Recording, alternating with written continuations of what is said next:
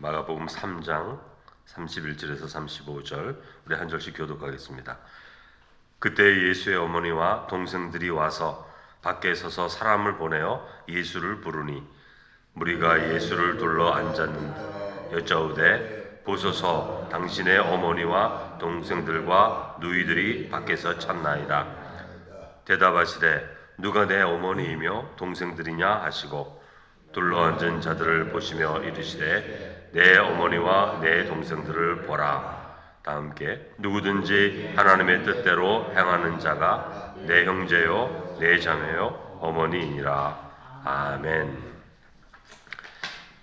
오늘 본문의 말씀은 우리 예수님께서 가정에 대한 말을 하시잖아요. 누가 내 어머니 내 동생들이냐. 하나님 나라 안에서의 가정에 대한 말씀을 좀 해주십니다. 일반적인 가정이 아니라 새롭게 하나님이 통치하시는 이 메시아 시대의 가정은 어떻게 되어야 하는가, 그 말씀을 하시는 겁니다. 우리 31절을 보면 예수의 어머니와 동생들이 와서 밖에 서서 사람을 보내어 예수를 부르니, 이런 말씀이 있어요. 그러니까 왜 예수님의 가족들이 예수님을 와서 부를까, 우리가 한번 생각할 수가 있는데, 그 앞절 우리 21절에 보면, 지난번에도 우리가 한번 다뤘습니다만 예수님의 친족들이 예수님을 붙들러 왔다, 이런 말씀이 있죠. 그 이유는 예수가 미쳤다 함이다, 이런 소문을 듣고 온 겁니다. 근데 예수님을 미쳤다고 말한 사람들은 서기관이라 그랬죠.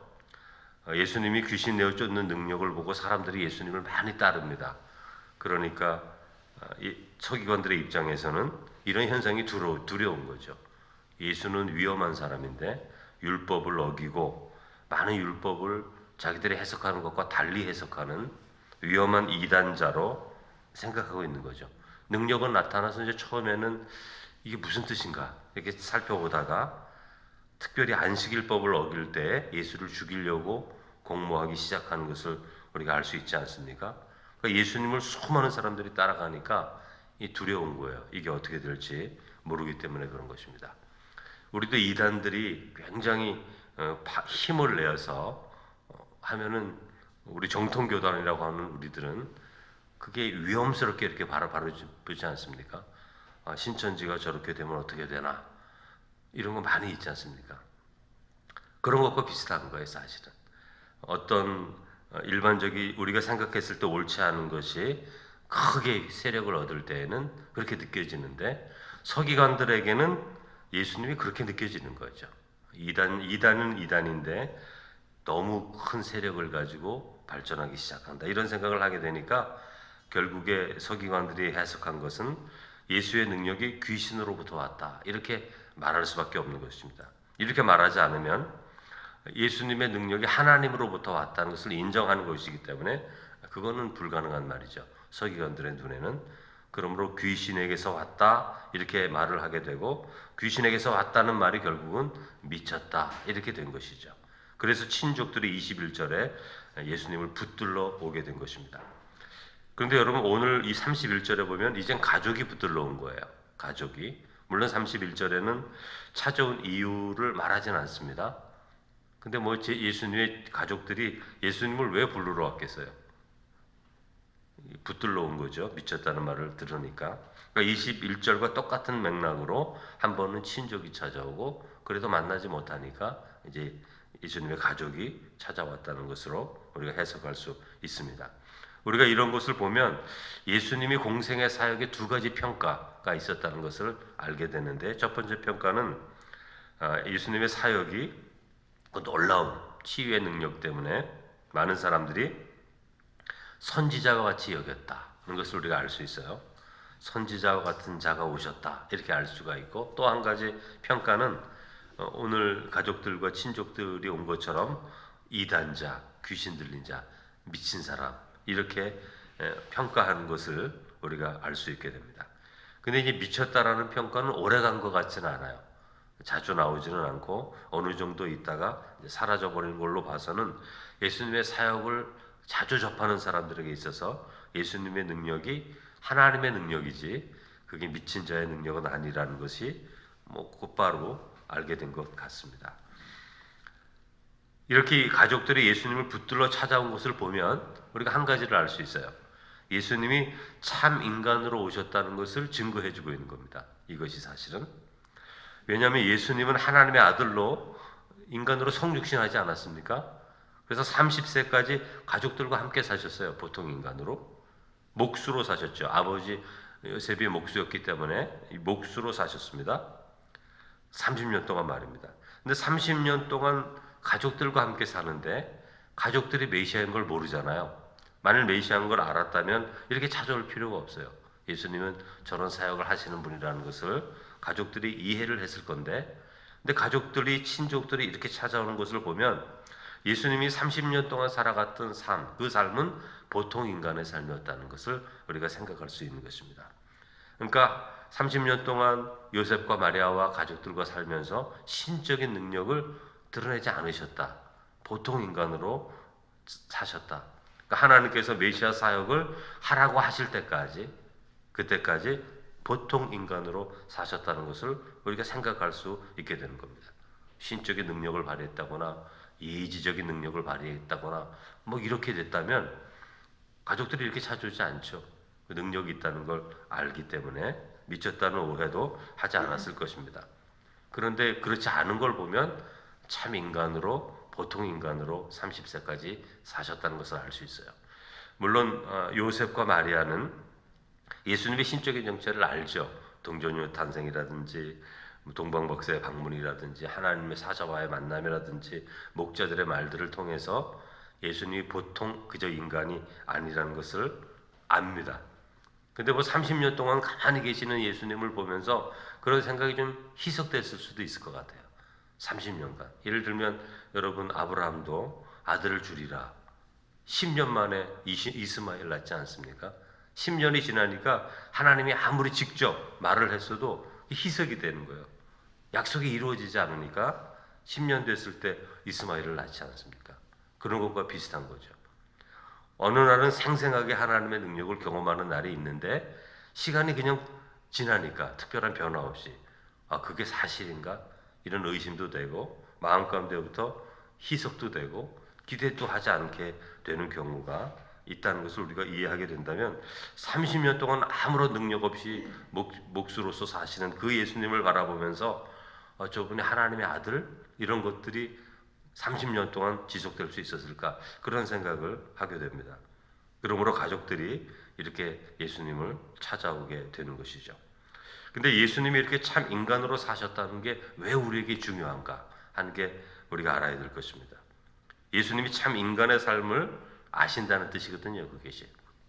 저 멀리 하나님으로서 거룩한 분으로서 너희들 이거 잘못됐고 저거 잘못됐고 이렇게 말하는 분이 아니라 성육신 하셔서 우리의 인간의 모습을 입고 오셔서 인간이 가질 수 있는 마음의 모든 상태들을 주님께서 미리 경험하신 거죠. 안다는 뜻입니다. 그러니까 예수님은 어느 누구보다도 우리를 잘 아세요. 인간으로 오셔서 그 인간의 삶을 경험했기 때문에 우리 악함도 아시고 약함도 아시고 거짓도 아시고 죄인됨도 아시고 포악함도 아시고 우리가 두려워하는 것도 알고 배신하는 마음도 알고 인간의 모든 죄악들을 예수님은 친히 보셨습니다. 육신의 모습으로 오셔서 아시기에 우리를 구원할 수 있는 분이 되는 거죠. 우리의 약함을 아시면서 우리의 약함을 꾸짖는 분이 아닙니다. 예수님은 비웃는 분이 아니에요. 오히려 그 약함을 대신 지어주시는 구원의 하나님으로 보는 거죠. 여러분 우리가 약함을 볼 때 그게 비웃음거리가 되잖아요. 아이 저 사람 목사인데 저런다. 장로인데 저런다. 우리 이렇게 말하지 않습니까? 그 약함을 비웃는 거잖아요. 근데 예수님은 우리가 실수할 때 그렇게 보질 않아요. 너의 약함을 내가 알고 내가 너와 함께 간다. 이렇게 말씀하시는 거죠. 그러니까 예수님이 인간의 모습으로 오셔서 인간됨을 30년 동안 경험하셨다는 것은 우리의 약함을 아실 뿐만이 아니라 그 약함을 대신 지어주시는 하나님의 사랑으로 우리에게 오셨다는 것이죠. 그래서 우리의 약함과 죄악됨이 주님 앞에서만 해결되는 겁니다. 사람 앞에 가면 다 부끄러움이 되는데 예수님 앞에 가면 그것이 자유가 되고 평화가 되는 거예요. 아무리 우리가 어떤 잘못을 해서 후회해도 아무 소용이 없습니다. 능력이 없습니다. 그냥 하루 지나다 보면 또 달라지고 달라지는 게 인간이에요. 그런데 예수 그리스도 앞에 우리의 모든 약함과 악함을 내어드리면 이 변화가 오는 것이죠. 왜냐하면 그분은 우리의 약함을 대신 지어주시는 구원주 하나님이시기 때문에 그런 것입니다. 예수님은 무리들이 당신의 어머니와 동생들과 너희들이 찾나이다 이렇게 말할 때에 이렇게 말씀하십니다. 누가 내 어머니이며 누가 내 동생이냐, 이런 아주 냉정한 말씀을 이제 하시면서 둘러 앉아 있는 사람들을 보시면서 그렇게 말씀하는 거죠. 내 어머니와 내 동생들을 보라. 옆 주위에 앉아 있는 분들을 향해서 그렇게 말하는 것입니다. 그러니까 이 말씀은 찾아온 어머니와 동생들을 무시하는 말이 아니에요. 예수님이 이 땅에 오셔서 세워가고자 하는 그 가정은, 그 공동체는 혈연을 넘어서야 되는 거예요. 혈연을 넘어서야 되는 거예요. 우리 일반적인 세상 가정은 혈연입니다. 아들과 딸, 어머니, 아버지, 이 혈연들이잖아요. 근데 기독교는요, 이 혈연만 가지고 있으면은 하나님의 뜻을 이루어갈 수가 없어요. 그것을 넘어서서 확장된 가정으로 나아갈 때에 하나님의 뜻이 나타나게 되는 것이죠. 본래 하나님이 한 하나님이고 우리가 다 형제와 자매 아닙니까? 흑인들도 우리의 형제와 자매고 백인들도 형제와 자매 아닙니까? 하나님이 한 분이고 그분이 인간을 만드셨기 때문에 그 모습 그대로 나아가는 거죠. 확장돼서 나아가는 것을 말합니다. 그러니까 성숙한 공동체로 세워질수록 하나님의 나라에서는 그 사랑의 관계가 확장되는 거예요. 혈연 관계가 아무것도 아니다, 그런 게 아닙니다. 혈연 관계는 혈연 관계대로 매우 중요한 거예요. 그러나 거기에만 멈춰져 있으면 안 되는 거죠. 우리 자녀만 사랑한다고 해서 모든 걸 다 서포트하고 저기 밖에서 방황하는 자녀들이 있는데 그거 아무것도 아닌 것처럼 이렇게 살아가면 그게 공동체가 좋아질 수가 전혀 없는 거죠. 여러분, 세상도 그것을 알아서 복지사회를 만들려고 애를 쓰는 거 아닙니까? 우리 스스로만 잘 살아서 이 세상이 되는 게 아니다라는 것을 세상 정치도 아는 것이죠. 그러니까 하나님께서도 그 말씀을 하시는 거죠. 누가 내 어머니고 내 동생들이냐? 하나님의 뜻대로 행하는 모든 자가 하나님의 가족이다. 이렇게 말씀하는 것을 우리가 볼 수가 있는 것이죠.